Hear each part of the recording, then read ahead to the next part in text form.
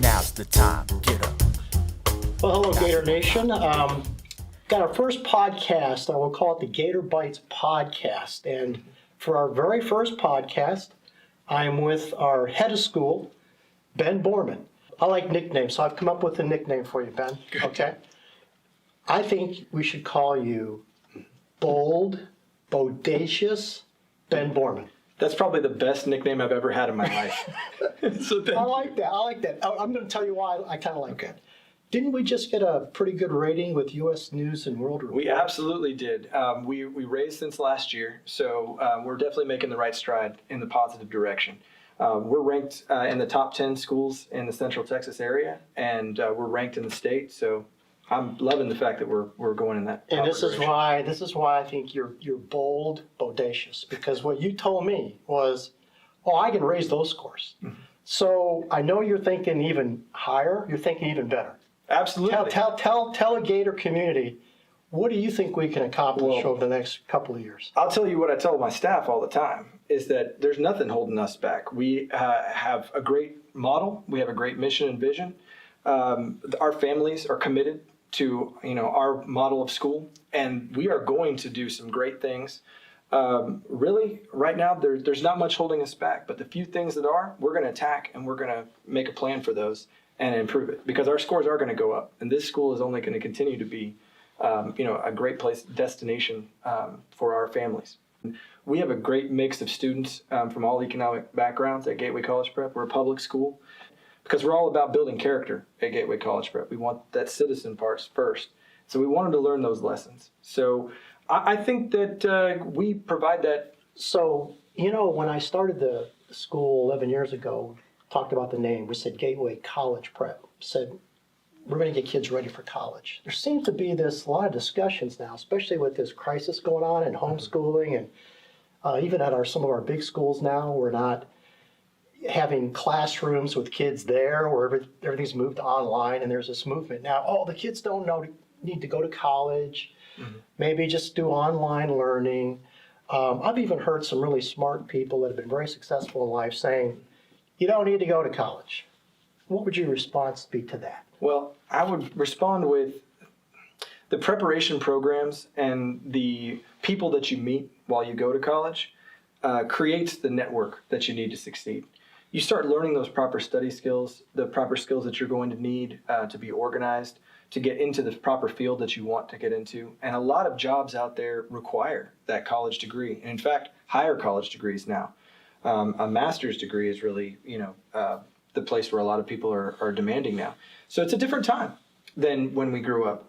But in order to get the best jobs, in order to be trained for the best jobs, even fields that we haven't even thought of yet, they spark and start out of colleges.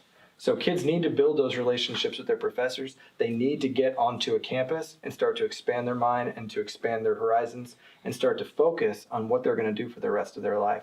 It's a perfect transition, and that's what our school is set up to establish a good transition from high school, prepare them for the college that's the right fit for them, and that is going to transition them into success at the next level. Yeah, the right fit for them, I think that's really important, because I would agree there are too many kids going to college and ending up with too much debt and not able to get a decent job to pay that down. So I do think parents need to be smart about it. Kids need to be smart about where they go. It certainly helps if the school that you've selected is one you really are the right fit for. Right. And how do we help kids determine what's the right fit at Gateway Prep? Sure. Well, we have our personalized learning plan that we start from the young grades and make it goal-oriented so that a student is going to learn the best learning style that they have, how they interact with people. They're going to learn the skills that they need to have proper study skills. And then they're going to start researching at a young age. From all the way down to the elementary, they start having conversations about large colleges, small colleges. Our older students are able to go down and model that for them with our AVID programs. And then they start that conversation going all the way through high school, establishing a portfolio for themselves, being able to ask questions of our adults around us. And we make sure that student is picking not just just the college that their parents went to, or just the college that their girlfriend or boyfriend is going to, but a college that is going to suit their needs, suit their major, suit their intellectual style, suit what they're going to do, so that they make the most advantage of the time that they have in in the post-secondary to get to a college that is going to be worth their time and money. Yeah, the thing with online, there's a lot that we can learn online. I agree with that. But when I went to college in Boston, small private school, the thing that made it so worthwhile for me were a couple of key professors who changed my life because they were so good at knowing who I was and motivating me and getting me really excited about something and helping me build confidence. So I think great teachers aren't just people that know their subject and just dump the information onto the kids. Mm-hmm. And I think parents are probably learning this now that they're having to homeschool their kids. Mm-hmm. It's not just, there's some pretty smart parents that we have in our community. I'm sure they know some of the subject matter. But there's a whole lot more to teaching than just dumping information into a kid's head, which is why we want kids going to college, because it's about that relationship. It's about how is it that a teacher, another adult, can really inspire you mm-hmm.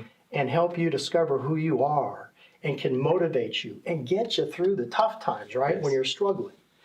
Isn't that what a great teacher is? I would agree, and I'm product of that. The reason why I'm in education right now, just to speak of, is all the wonderful educators that I had and the role models that I had growing up. So I translated that into what can I best do to serve my community and to give back. And I really wanted to help kids.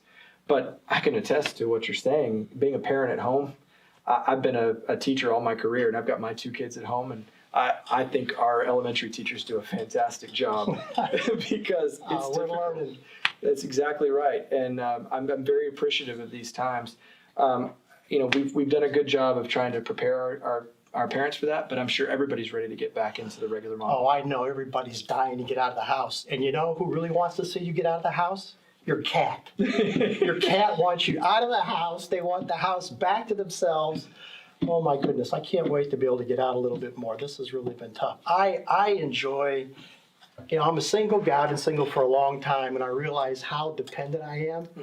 on Gateway, because my weekends are usually, I'll have to go watch the kids compete and play mm-hmm. sports and see them perform.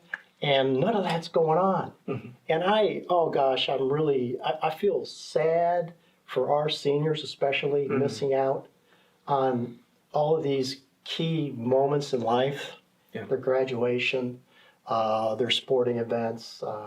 Wow. A prom.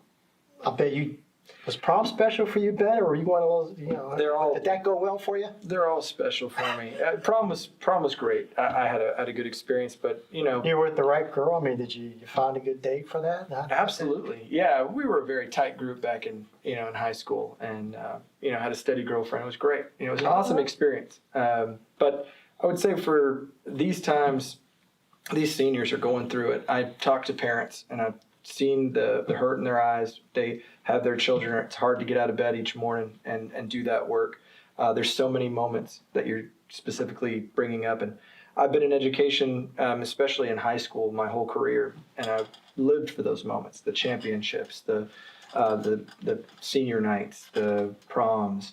And at this point, I feel very sad that they're not able to experience those. So we're thinking about them. We're keeping our prayers with them, and we are definitely making sure that we're going to do everything we can to celebrate them. Didn't you do something for some of our seniors recently? I think because I saw a couple of parents made a comment, and I didn't even know about it. So what did you do? It was the least that we could do. I think first PTO for bringing it to my attention. They created some signs to celebrate our seniors that they could put in their yard so that we could recognize in our community the efforts of our seniors to this point. And Kim Condit and myself drove around all of Williamson County in our whole zone, and it was fun. I got the things a little bit closer to home. Kim Condit really took the scenic tour of Williamson County, went all the way down to Pflugerville, all the way around to Cedar Park, and then to Taylor. So it was a fun ride. We took our shuttles, and boy, did we have some great moments. Wow. Good laughs, that's great. Tears, everything within social distancing would allow.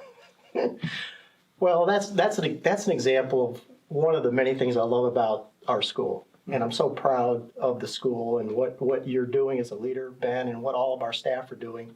And the vision I had for the school was to offer one of the top schools in academics and in athletics and in the arts. And we're doing that, and we're going to get better and better at it.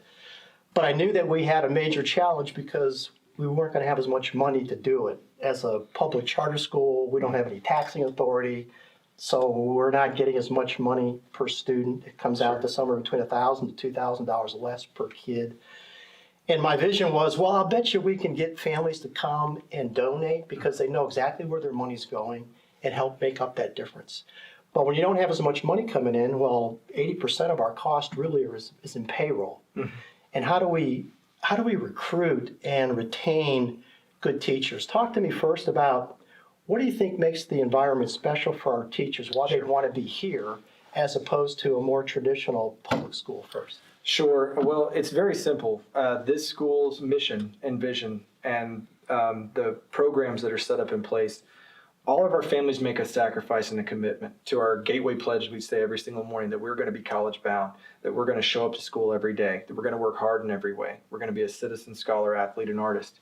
And by doing that, all of our kids want to learn. They want something better for themselves. Our families want something better. I'm a product of that. I got sold into the mission a long time ago. I'm a parent. I've got 2 children who go here. And my wife and I are absolutely that family that you're talking about. We looked at the affordability of a private school. We wanted the best for our children. But this was in a perfect mix. I've been a public educator my whole career. I love charter schools because it provides that option. But it's not as indoctrinated as some of the private schools.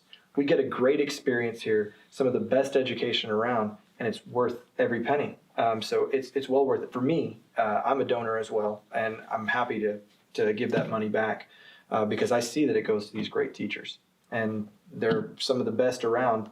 We recruit now that we've gotten this great academic rating, some of the best teachers around who have been decade long or more in the education field, and they're the leaders of their schools. They're wanting to come here to teach our kids. That's exciting. But we've got to support them, and we've got to be able to do exactly what you're talking about. Yeah, the Gator Fund's so critical, and I know that as a donor and as also a parent that had a son that graduated from here, it was like one of my best investments was to give here. And I know exactly where the money's going. And let me just say to all of our families, all of those that are members of the Gator Club and those that give, thank you so much for what you do, because if it wasn't for you and your faithfulness to our school mission and helping out financially, we wouldn't be able to retain and recruit the kind of teachers that we do. We want to make sure that we continue to do that. Texas is going to go through a tough time in the next year or two. Our tax revenues are going down, our oil revenues are going down. We've already been alerted by the governor and others that we need to look at our cost. And the one thing that I'm committed to do is make sure our teachers are just as highly paid as they are anywhere else around us. Mm-hmm. And in order to do that, we've got to really watch our cost. We've got to continue to raise money. And so I just want to thank all of our faithful donors. If you haven't had the chance to donate yet, I hope you'll jump in. We know there are some people that are hurting right now financially. You may have lost your job, and this isn't for you. But for those who have been fortunate enough to keep their job, life is pretty good. Don't forget us. Don't forget this school. And I promise you, we are going to continue to be great stewards of your gift. When you dig down deep and you look at how we're using the money, there's no doubt you will say, wow, this is a school that's efficient. They do things the right way, and they put things into the right priorities. And that is our kids, our academics, and our teachers. And then we get into the programs and the extracurriculars. So I just want to say thanks to everybody. Ben, thanks a lot for joining me on the first podcast. I hope we have many more, and I hope everybody stays safe and has a great summer, and we'll be in touch with you soon. Thank you, Gator Nation. Thanks, Gators.